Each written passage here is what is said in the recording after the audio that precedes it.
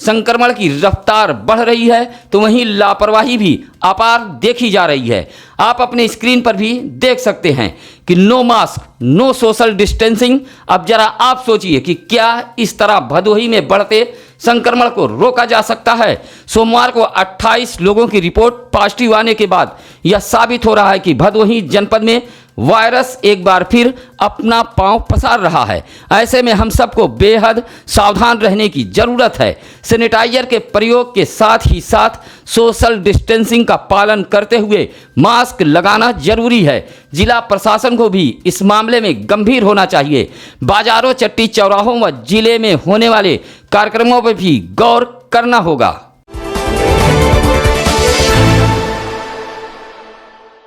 भदोही तहसील इलाके के रामरायपुर गांव में मौजूद सरकारी ऊसर के करोड़ों की बेशकीमती जमीन पर बेखौफ होकर अतिक्रमण किया जा रहा है। ऐसी ही कुछ शिकायत की है रामरायपुर निवासी रामबली उर्फ मुन्नीलाल हरिजन ने।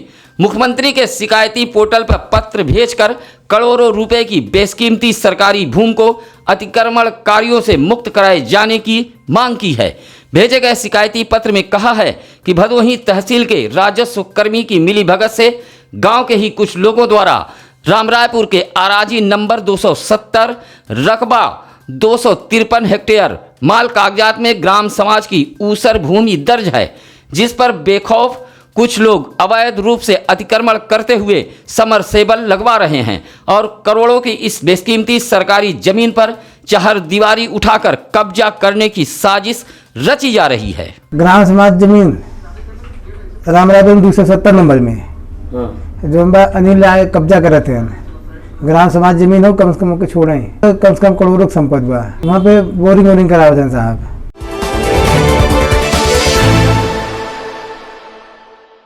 जैसा कि आप सभी को मालूम है कि भदोही जिले में 15 अप्रैल को त्रिस्तरीय पंचायत चुनाव के लिए मतदान होना है।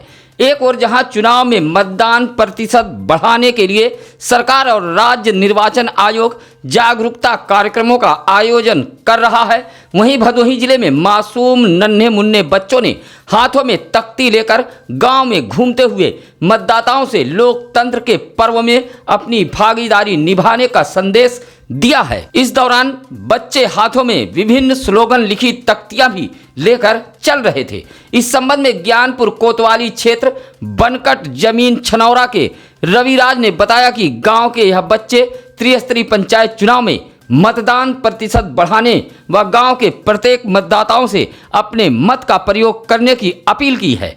नन्हे मुन्ने बच्चों की यह रैली बनकट व कंसापुर होकर भुसौला गांव में पहुंची। लगभग 3 किलोमीटर की इस रैली में बच्चे मतदाता जागरूकता के नारे भी लगा रहे थे।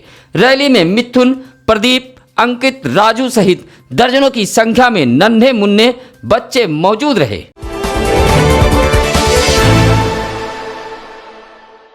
सुरियामा थाना क्षेत्र के मऊ रामसाला गांव में सोमवार की सुबह उस वक्त हड़कंप मच गया जब गांव में एक लावारिस बाइक मिली है। देखते ही देखते यह बात गांव में जंगल में आग की तरह फैल गई। इसी अनहोनी की आशंका को देखते हुए गांव वालों को पुलिस बुलानी पड़ी। बताया जाता है कि मऊ रामसाला गांव निवासी श्रीकांत पांडे का परिवार जब सुबह उठकर मुख्य गेट खोला तो देखा कि एक लावारिस बाइक उसके घर के बाहर खड़ी हुई है। गांव में काफी पूछताछ के बाद भी बाइक स्वामी का कुछ पता नहीं चला। लावारिस बाइक मिलने की सूचना से गांव में हड़कंप मच गया। गांव में किसी अनहोनी की आशंका को देखते हुए ग्रामीणों ने इसकी सूचना यूपी डायल 112 पुलिस को दी। मौके पर पहुंची पुलिस ने बाइक को कब्जे में लेकर चली गई और इस दौरान डब्लू शुक्ला, सतीश पांडे, अनिल शुक्ला, शेषधर साहू आदि ग्रामीणों ने रात के समय गांव में पुलिस गश्त की मांग की है। संक्रमण के बढ़ते दायरे को देखते हुए जिला चिकित्सालय ज्ञानपुर में वैक्सीन लगवाने वालों की भीड़ पहुंचने लगी है। आपको बता दें कि सरकारी अस्पतालों में 45 वर्ष से अधिक उम्र वालों को मुफ्त में वैक्सीन का टीका लगाया जा रहा है। जब भदोही जिले में वैक्सीन की खेप आई थी तो वैक्सीन लगवाने से लोग डर रहे थे, लेकिन संक्रमण का दूसरा लहर आने के बाद भदोही जिले में बढ़ते मरीजों की संख्या को देखते हुए अब लोगों में भय बनने लगा है। यही वजह है कि सरकारी अस्पतालों में टीकाकरण करवाने वालों की लंबी लंबी कतारें लग रही हैं। लोग अपनी बारी का इंतजार कर रहे हैं। स्वास्थ्य विभाग द्वारा प्रतिदिन 700 लोगों का टीकाकरण लगाए जाने का लक्ष्य निर्धारित किया है।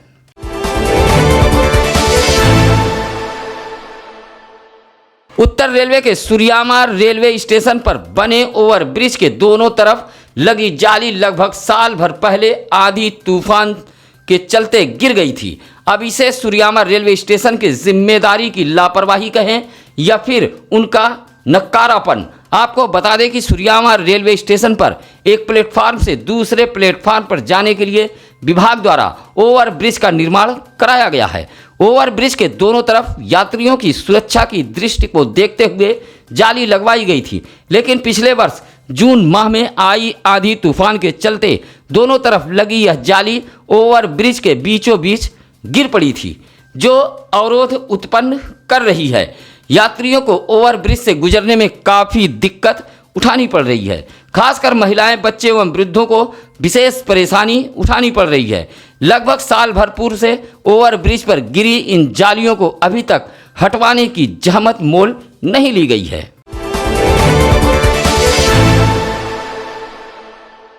त्रिस्तरीय पंचायत चुनाव के दौरान भदोही जिले के ग्रामीण इलाकों से तरह तरह का आरोप लगाते हुए डीएम कार्यालय शिकायत लेकर लोग पहुंच रहे हैं। चुनावी मौसम में शिकायतें भी अपरंपार हो रही हैं। सोमवार को औराई विकासखंड के ग्राम पंचायत चकजुड़ावन के दर्जनों की संख्या में पहुंचे लोगों ने आरोप लगाया कि साजिश के तहत उनका नाम मतदाता सूची से कटवा दिया गया है। ग्रामीणों का आरोप है कि ऐसे में बड़ी संख्या में मतदाता मतदान से वंचित हो जाएंगे। इसी तरह की एक शिकायत डीग विकासखंड के शिवसेवक पट्टी निवासी रिंकू देवी ने डीएम को एक शिकायती पत्र देते हुए कहा कि वह प्रधान पद की उम्मीदवार है। नामांकन के दौरान उसे गांव के ही कुछ लोगों ने जाति सूचक शब्द का प्रयोग करते हुए पर्चा खारिज करा देने की धमकी दी है। त्रिस्तरीय पंचायत चुनाव के बिगुल बजने के बाद से ही इस तरह की शिकायतें डीएम दरबार पहुंच रही है।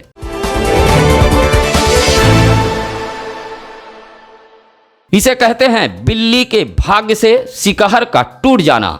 जी हां, यह कहावत भदोही जिले में होने वाले त्रिस्तरीय पंचायत चुनाव में एकदम सटीक बैठ रहा है। आपको बता दें कि जैसे जैसे पहले चरण के मतदान की तारीखें नज़दीक आ रही है, वैसे ही वैसे बड़ी संख्या में भदोही जिले के रह रहे परदेसी दूसरे प्रदेशों से बढ़ते संक्रमण के बीच अपने गृह जनपद लौट रहे हैं। ऐसे में यह परदेसी सरपंच का गणित बदल सकते हैं। पंचायत चुनाव में दावेदारों की नज़र इन्हीं परदेसियों पर टिकी है। चुनावी मैदान मारने के लिए परदेशियों की खूब आओ भगत गांव में हो रही है। आपको बता दें कि पिछले कुछ दिनों से महाराष्ट्र में रह रहे ऐसे बड़ी संख्या में परदेशी अपने गृह जनपद भदोही लौट रहे हैं। महाराष्ट्र में बढ़ते संक्रमण के बीच परदेशियों में लॉकडाउन लगने का भय सताने लगा है। ऐसे में प्रतिदिन बड़ी संख्या में परदेशी भदोही लौट रहे हैं। गांव लौटकर आए इन परदेशियों का नाम पहले से ही मतदाता सूची में दर्ज है। ऐसे में दावेदारों को परदेशियों से जीत की उम्मीद नजर आ रही है।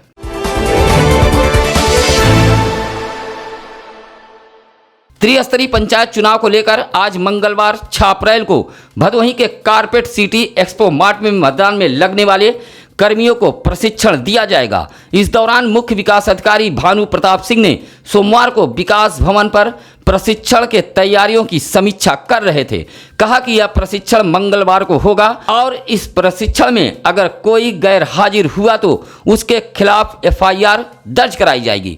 उन्होंने कहा कि जिसे जो भी जिम्मेदारी सौंपी गई है उसे पूरी निष्ठा व ईमानदारी के साथ पूरा करे और चुनाव को सकुशल संपन्न कराएं। लापरवाही किसी भी सूरत में बर्दाश्त नहीं की जाएगी। कहा कि निष्पक्ष चुनाव संपन्न कराना शासन की प्राथमिकता है।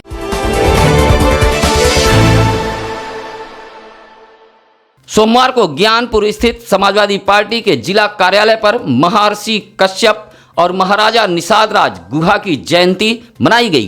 पार्टी कार्यालय पर आयोजित इस जयंती में समाजवादी पार्टी के भदोही जिला अध्यक्ष विकास यादव, जिला उपाध्यक्ष हसनैन अंसारी, बिंदु सरोज, जिला सचिव कमला शंकर महतो सहित सपा के पदाधिकारी व कार्यकर्ता मौजूद रहे। कार्यक्रम की शुरुआत महर्षि कश्यप और महाराजा निषाद राजगुहा के चित्र पर माल्यार्पण कर किया गया। इस दौरान वक्ताओं ने कहा कि समाजवादी पार्टी की सरकार ने निषाद राज जयंती पर अवकाश की घोषणा की थी, लेकिन उस अवकाश को भाजपा सरकार ने समाप्त कर दिया है।